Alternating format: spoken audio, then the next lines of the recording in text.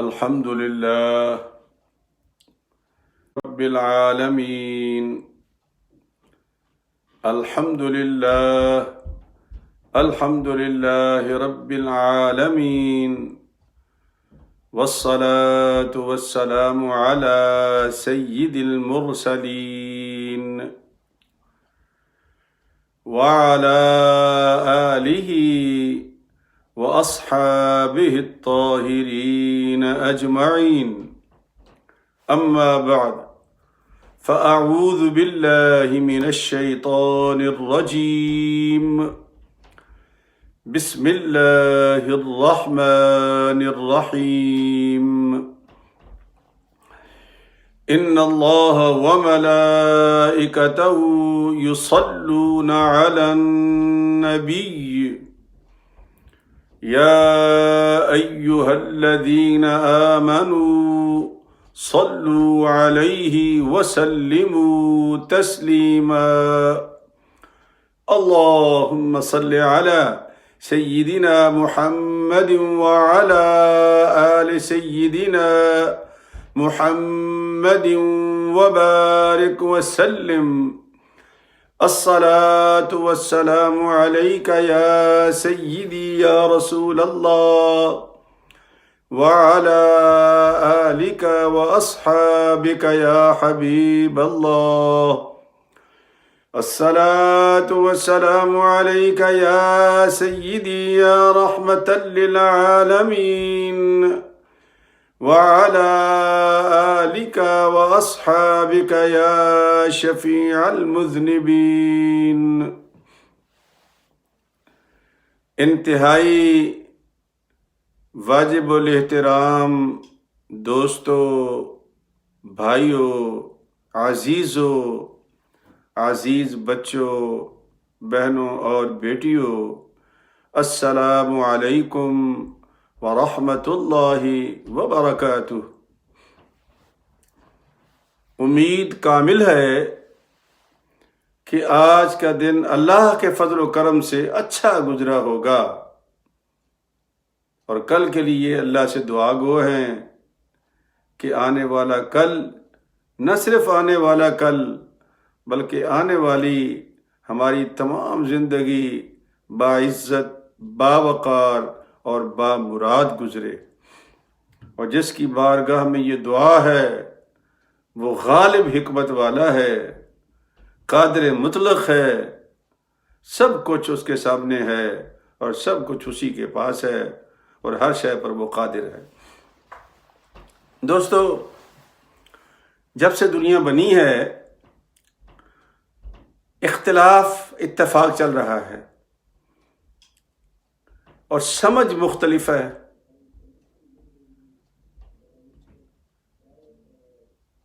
جو بندہ بات کرتا ہے، وہ جو سننے والا سامع ہے، اس کی مثال امام غزالی نے یوں دی ہے. وہ کہتے ہیں کہ جب بارش آسمان سے برستی ہے تو وہ پوری منرل کے ساتھ، جو بھی قادر مطلق نے اس کے ذمہ لکھا ہے، بالکل اسی حساب سے وہ زمین پر گرتی ہے.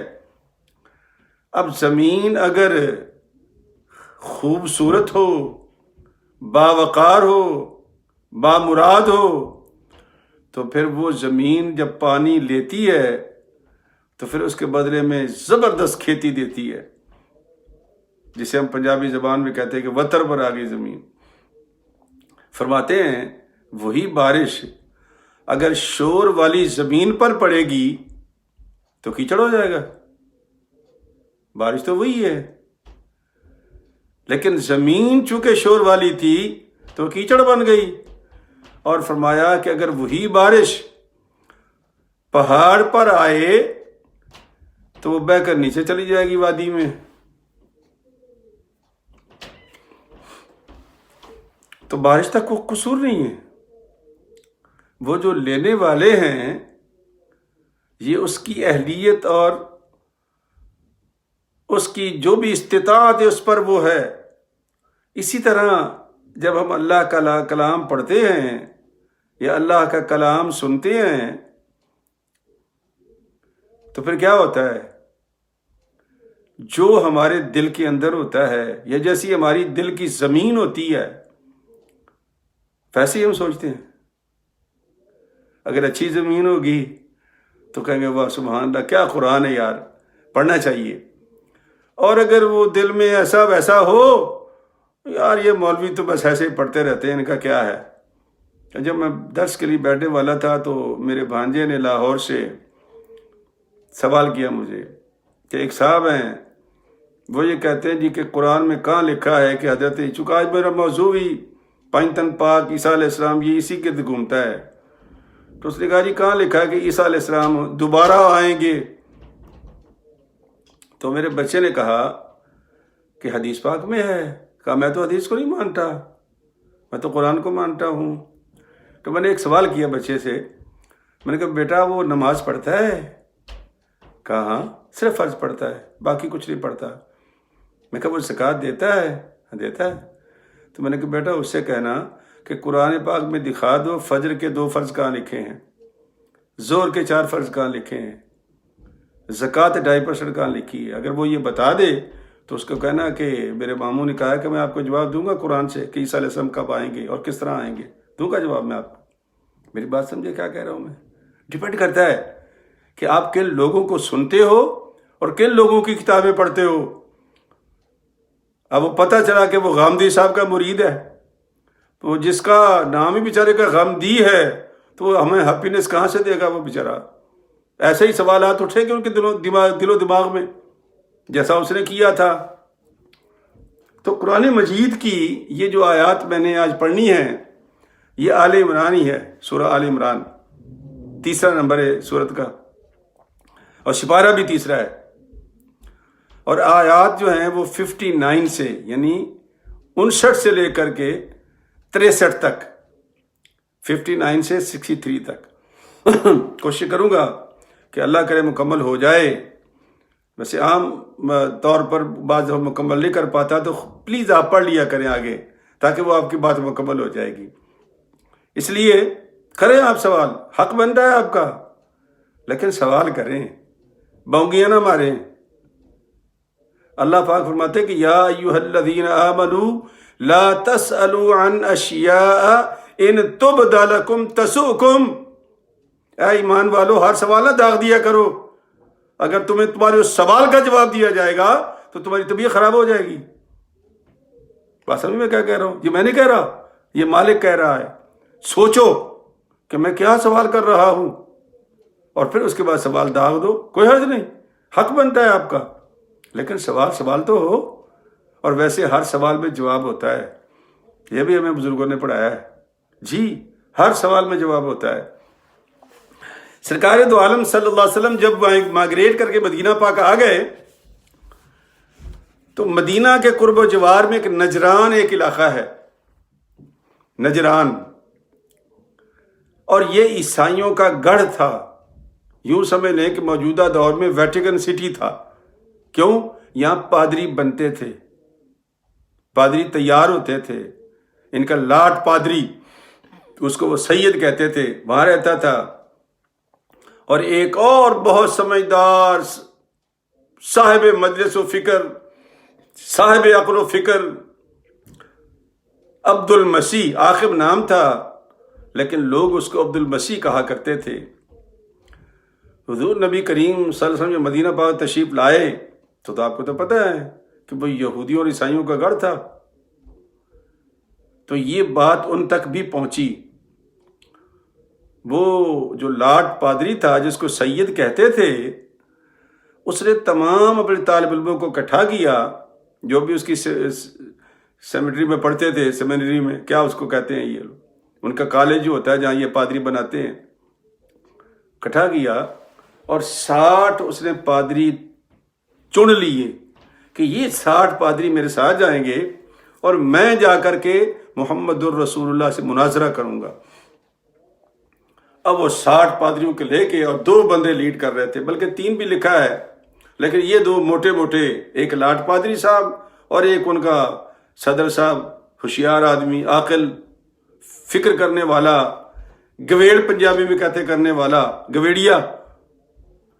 وہ دونوں اکٹھے کے اکٹھے 60 پادریوں کے لے کے مدینہ پاک میں پہنچے.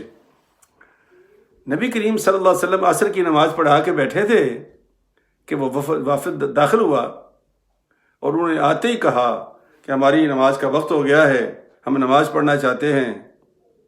سرکار نے فرمایا کس کی نماز پڑھو گے؟ کہا اللہ کی، خدا کی. تو کہا یہ مسجد، اس کو ہاؤس آف ورشپ کہتے ہیں، یہ اللہ کا گھر ہے، یہاں نماز پڑھو. کہا ہم تو ادھر منہ کریں گے. فرمایا جدھر مرضی منہ کرو، تم پڑھ لو نماز. تو لاٹ پادری سید نے اپنے نماز کی امامت کی. جو بھی ان کا طریقہ ہے، وہ جھکتے ہیں، خالی رکوع کرتے ہیں. فارغ ہونے کے بعد وہ آگے آپ کے سامنے بیٹھ گئے. تو سید نے اپنی گفتگو کا آغاز کیا. کہا کہ اے محمد صلی اللہ علیہ وسلم، تم ہمارے عیسیٰ علیہ السلام کو برا کیوں کہتے ہو؟ آپ نے فرمایا لا حول ولا قوت الا باللہ، میں عیسیٰ علیہ السلام کو برا کیوں کہوں گا؟ وہ تو میرا نبی بھائی ہے. کہا نہیں، وہ تو خدا کا بیٹا ہے اور تم کہتے ہو کہ وہ بندہ ہے، انسان ہے. کہا ہاں یہ بات صحیح ہے کہ میں کہتا اسے یہی ہوں کہ وہ بندہ ہے، انسان ہے اور آدم کی اولاد ہے، یہ کہتا ہوں میں. کہا یہ کیسا ہو سکتا ہے؟ اگر وہ آدم کی اولاد ہے تو پھر باپ بتاؤ، اس کا باپ کون ہے؟ عیسیٰ علیہ السلام کا. اچھا، اور اگر باپ نہیں ہے تو مان جاؤ یا وہ خدا ہے یا خدا کا بیٹا ہے یا 3 میں کا 3 ہے، 3 میں کا تیسرا ہے. باپ بیٹا روح القدس جیسے وہ کرتے ہیں. سرکار نے فرمایا ٹھیک ہے، کل میں آپ کو جواب دوں گا انشاءاللہ، کل تشریف لانا. جب وہ صبح رات انہوں نے قیام کیا، صبح وہ تشریف لائے، سارے گروپ کا گروپ آیا، بڑے خوش کہ ہم نے لاجواب کر دیا ہے. اور سرکار اس لیے خاموش ہو گئے کہ میں اپنے رب کا انتظار کر لوں کہ مجھے وہ کیا جواب دیتے ہیں. کتنا فرق ہوتا ہے بات کے سوچنے میں. سرکار دو عالم تشریف لائے تو اللہ کریم نے جبرائیل کو بھیجا کہ جبرائیل میرے محبوب سے کہو کہ اگر یہ کہتے ہیں کہ عیسیٰ علیہ السلام کا باپ نہیں تھا تو خدا ہو گیا، خدا کا بیٹا ہو گیا. اور فرمایا حضرت آدم علیہ السلام کا تو نہ ماں تھی نہ باپ تھا، اس کے بارے میں پھر کیا کہو گے تم؟ اگر تمہاری دلیل یہ ہے کہ اس کا پھر باپ نہیں ہے تو بیٹا ہے، اگر بیٹا ہے تو پھر خدا کا بیٹا ہے. تو فرمایا ان سے کہو، ان سے پوچھو آدم علیہ السلام کی نہ ماں تھی نہ باپ تھا تو پھر وہ تو خدا ہو گیا اور یہ بیٹا ہو گیا. تم اس کو کہتے ہو کہ وہ انسان ہے، وہ گناہگار پیدا ہوا ہے. آدم کے بارے میں تم کہتے ہو کہ مٹی سے تخلیق کیا گیا ہے، تمہاری کتاب میں بھی لکھا ہے. یہ قصہ ہو سکتا ہے کہ وہ جو بغیر ماں باپ کے پیدا ہوا اسے تو تم انسان کہو، اور جس کا خالی باپ نہیں اسے تم خدا کا بیٹا کہو. اب وہ آئیں بائیں شائیں مائیں کرنے لگے. اللہ کے نبی نے فرمایا کہ نہیں، جواب دو مجھے صحیح، جو صحیح والا جواب ہوتا ہے. میں برا نہیں کہتا عیسیٰ علیہ السلام کو، وہ نبی ہیں اللہ کے، وہ میرا بھائی ہے، نبی بھائی ہے. اور پتہ ہے آپ کو، مسلمانوں کو بھی غور کرنا، یہودی کہتے تھے نعوذ باللہ یہ گمراہ ہے اور یہ واجب القتل مرتد ہے. یہ ان کو پھانسی پہ جو رومن جو وہاں کا بادشاہ تھا اسے پھانسی پہ لگانے کا حکم انہی کے کہنے پر دیا تھا جو ربائیوں نے لکھا تھا. پوچھو کبھی ان سے کہ کس نے فتویٰ دیا تھا ان کے خلاف یہ مرتد ہے، اسے لٹکا دو. یہودی ربائیوں نے. اور عیسائیوں نے کیا کیا؟ خدا کا بیٹا بنا دیا. ایک مرتد کہہ رہا ہے، ایک بیٹا بنا رہا ہے. یہ تو قرآن ہی تھا نا جس نے آ کے ان کی صفائی دی کہ دوستو بھائیو، قرآن کے ماننے والوں، نہ وہ خدا کا بیٹا تھا اور نہ وہ مرتد تھا، وہ اللہ کا نبی تھا، کلمت اللہ تھا، روح اللہ تھا. بحث طویل ہو گئی. سرکار دو عالم نے فرمایا کہ ایسا کرتے ہیں کہ اب بحث سے کام نہیں چلے گا، مباہلہ کرتے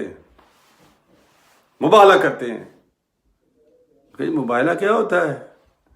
فرمایا مباہلہ یہ ہے کہ میں اپنی بچوں کو لے کے آتا ہوں، تم اپنے بیوی بچوں کو لے کے آ جاؤ، میں اپنے کو لے کے آتا ہوں، ایک میدان میں دائرہ مار دیں گے، تم ایک دائرے میں کھڑے ہو جاؤ، میں ایک دائرے میں کھڑا ہو جاؤں گا، میرے ساتھ میرے بچے ہوں گے، تمہارے ساتھ تمہارے ہوں گے، اللہ سے دعا کریں گے یا اللہ جو جھوٹا اس پہ لعنت بھیج اور اس کا بیڑا غرق کر میرے سامنے۔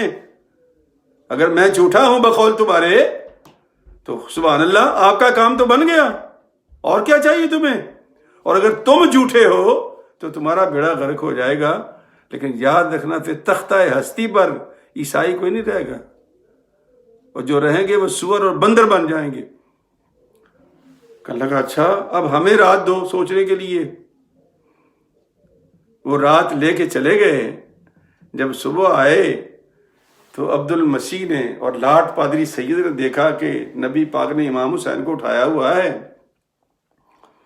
امام حسن کو انگلی کے ساتھ لگایا ہوا ہے، پیچھے سیدہ فاطمہ الزہرا ہیں اور ان کے پیچھے حضرت علی آ رہے ہیں۔ یہ 5 بندے جن کو 5 تن کہتے ہیں ہم لوگ، وہ تشریف لا رہے تھے۔ 5 تن تشریف لے آئے۔ عبد المسیح سے کہنے لگا لاٹ پادری، اس نے کہا میں نے جو کتابوں میں پڑھا ہے نا، مجھے یقین ہے کہ یہ سچا نبی ہے۔ آخر بھائی اگر اس بندے نے دعا کے لیے ہاتھ اٹھا دیے تو جو وہ کہہ رہا تھا وہ سچ ہو جائے گا، تختہ ہستی پر کوئی عیسائی نہیں بچے گا۔ بہتر یہ ہے کہ ان سے صلح کر لو۔ بس یہ لمبا قصہ ہے، تھوڑا مختصر کرتا ہوں تاکہ آپ کو قرآن بھی تھوڑا سا سنا سکوں، لیکن ہے قرآن کا واقعہ یہ آپ پڑھو گے سارے سامنے آ جائے گا آپ کے، جب میں آیات پڑھوں گا۔ تو کہا کہ پھر کیا کریں؟ ان کا جی ایسا کرتے ہیں کہ جناب نہ آپ ہمیں چھیڑیں، ہم مبالغہ نہیں کرتے آپ سے، نہ آپ ہمیں چھیڑیں نہ ہم آپ کو چھیڑیں گے، ہمیں رہنے دو جیسے ہم ہیں، آپ رہو جس طرح آپ ہو، ہم آپ کو جزیہ دیا کریں گے، 2000 حلے مکمل لباس 1000 رجب میں اور 1000 سفر کے مہینے میں جناب دیا کریں گے، ہماری جان بخشی کر دو، ہم آپ سے نہ مناظرہ کرتے ہیں نہ مبالغہ کرتے ہیں۔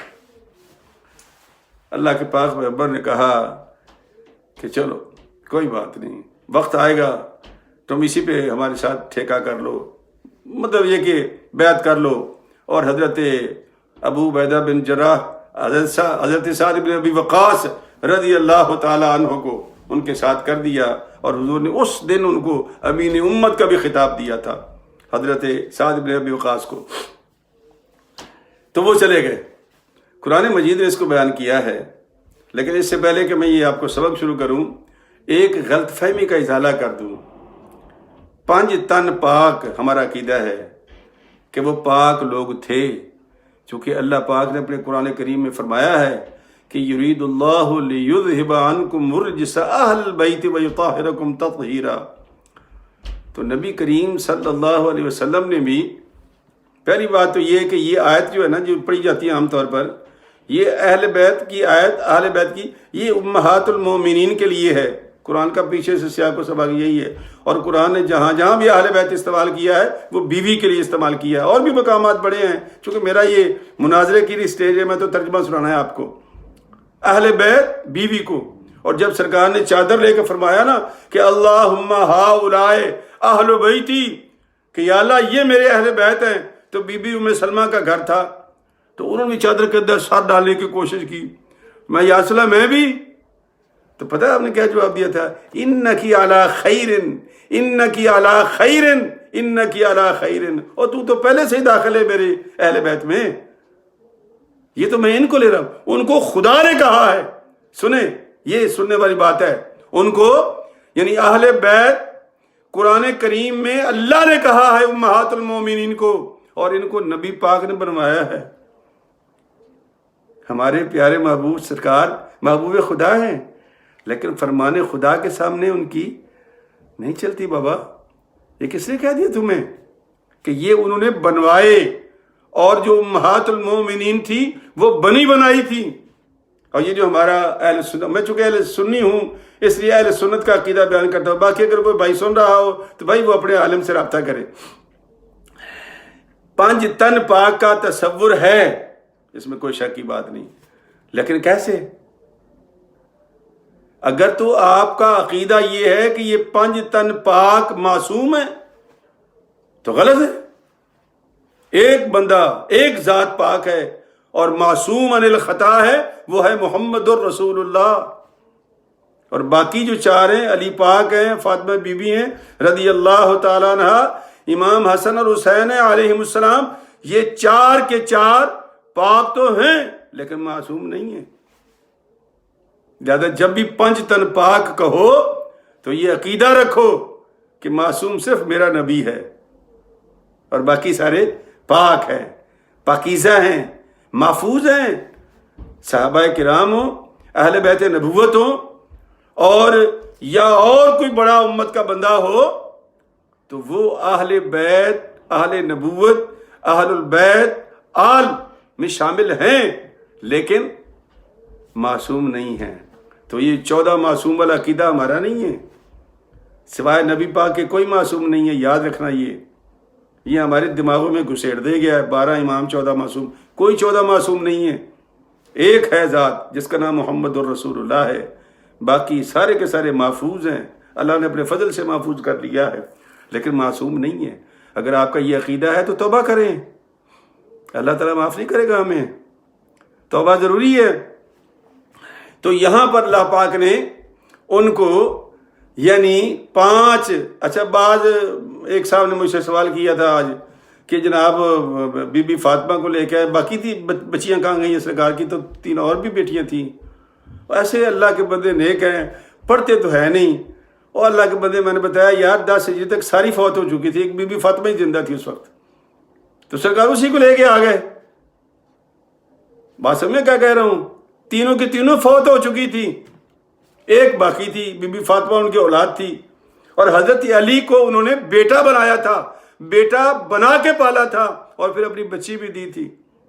اس لیے یہاں پر بھی بعض لوگ نکتے نکالتے ہیں تو میں ان کو چھوڑ رہا ہوں، اب آپ کو تھوڑا ترجمہ سناتا ہوں تاکہ وقت بچ جائے۔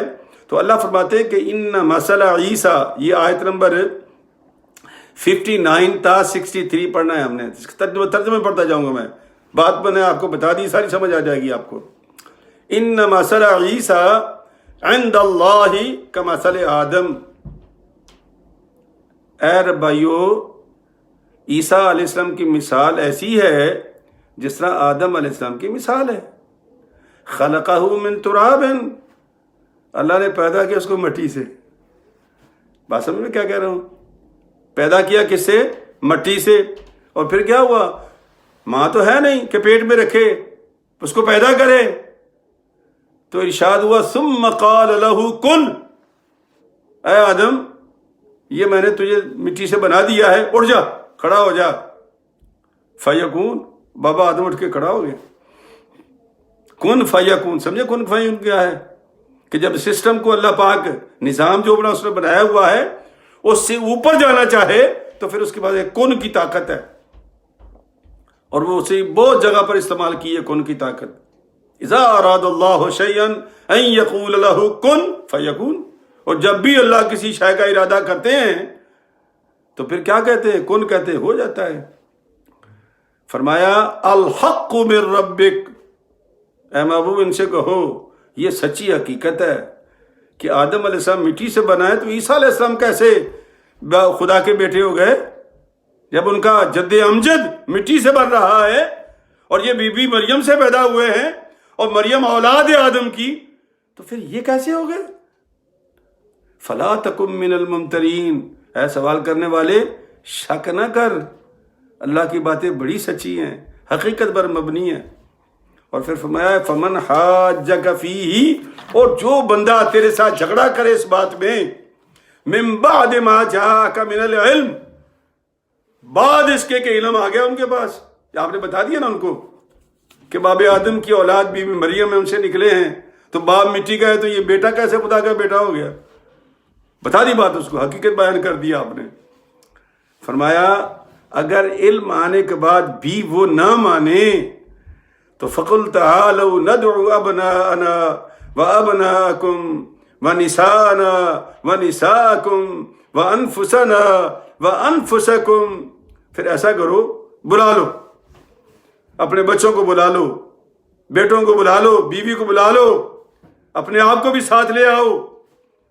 پھر ہم سارے مل کے مباہلہ کرتے ہیں اللہ کی بارگاہ میں. پھر کہیں گے اللہ جو جھوٹا ہے فَنَجْعَلْ لَعْنَةَ اللَّهِ عَلَى الْكَاذِبِينَ. اے اللہ تو جھوٹے پر لعنت کر دے، برباد کر دے اس کو. پھر اللہ فرماتا اچھا بھاگ گئے، وہ نہیں کیا انہوں نے مناظرہ، دوڑ گئے. ان کا کہ یہ جو بندہ اپنے بچوں کو لے کے آ رہا ہے، اگر اسے ہاتھ اٹھا دیے تو عاقب سے کہتا ہے لاٹ پادری ان کا کہتا ہے میں قسم کھا کے کہتا ہوں کہ ہم سارے سور اور بندر بن جائیں گے اور کوئی عیسائی نہیں بچے گا. لہذا دم دبا کے بھاگنے میں عافیہ سمجھو، جو کہتا ہے کر لو. ان ھذا لہو القصص الحق. اور یہ ہے سچی حقیقت جو اللہ تعالیٰ بیان کر رہا ہے، سچا واقعہ جو اللہ بیان کر رہا ہے. وما من الہ الا اللہ. اللہ کے سوا کوئی معبود نہیں، وہ اکیلا معبود ہے ہمارا. وَإِنَّ اللَّهَ، بے شک اللہ، لَهُوَ الْعَزِيزُ الْحَكِيمُ، وہی تو ہے غالب حکمت والا ہے. فَإِن تَوَلَّوْا فَإِنَّ اللَّهَ عَلِيمٌ بِالْمُفْسِدِينَ. اگر وہ پھر بھی پھر جائیں تو پھر اللہ تبارک و تعالی جانتا ہے مفسدین کو، فساد کرنے والوں کو. اللہ سے بڑھ کے کون جان سکتا ہے؟ تو میرے دوستوں، میرے عزیزوں، یہ آگے بھی مضمون ہے، 2-4 آیات آگے بھی ہے، لیکن اب میرے پاس وقت ختم ہو جاتا ہے تو میں آپ کا بھی وقت بچاتا ہوں، اپنا بھی بچاتا ہوں، تاکہ اتنا جو وقت ہمارے پاس ہے اس میں اندر کو باتیں ہو جایا کریں. تو جاتے جاتے اس بات کو ذہن نشین کر لیں کہ ہمارے عقیدے میں 14 معصوم نہیں ہیں، ٹھیک ہے؟ اور 12 امام جو وہ گنتے ہیں وہ بھی ہمارے نہیں ہیں، ہمارے اور امام ہیں 12 ہی. آخری امام مہدی ہوگا، لیکن یہ وہ امام ہوں گے جو باقاعدہ حکومت کریں گے، رول کریں گے، جس طرح پہلے سرکار دو عالم نے کی، صدیق اکبر نے کی، فاروق اعظم نے کی، عثمان غنی نے کی، مولا علی شیر خدا نے کی، اور 6 مہینے امام حسن نے کی. اس کے بعد پھر نہیں ہے.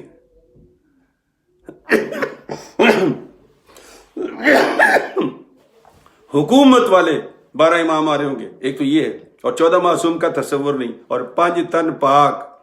یہ ہے اللہ کے پاک پیغمبر نے دعا کی تھی ان کے لیے، مانتے ہیں. ویسے آل اور اہل میں فرق بھی بڑا ہوتا ہے. سرکار نے فرمایا تھا اللہم ہؤلاء اہل بیتی.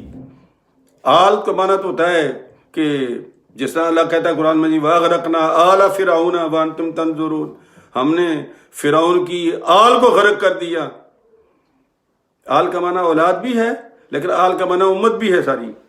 اور وہ بھی یاد رکھنا، ہمارے پیر و مرشد میرے والدہ کے اور میرے والد کے حضرت پیر سید قطب علی شاہ صاحب سندیلیاں والی شریف، یہ ضلع ٹوبہ ٹیک سنگھ میں ایک شہر ہے. بچپن میں، بہت بچپن میں، بڑے پیر صاحب تو وفات پا گئے تھے، لیکن صرف پیر فضل حسین شاہ صاحب کی میں نے زیارت کی ہے. آپ نے کتاب اس زمانے میں ایک سید زادے نے کتاب لکھی کہ سید زادہ گندا ہو، مندہ ہو، بے ایمان ہو، چور ہو، ڈاکو ہو، اس کو کوئی پرواہ نہیں ہوگی، وہ بخشا جائے گا. قبلہ پیر صاحب نے اس کتاب کا نام اس رکھا رمی الجمرات. پھر پیر صاحب قبلہ نے سید تھے، اعلی رسول تھے، اعلی عالم تھے. عربی میں کتاب لکھی انہوں نے، شوائز البرقات فی رد رمی الجمرات.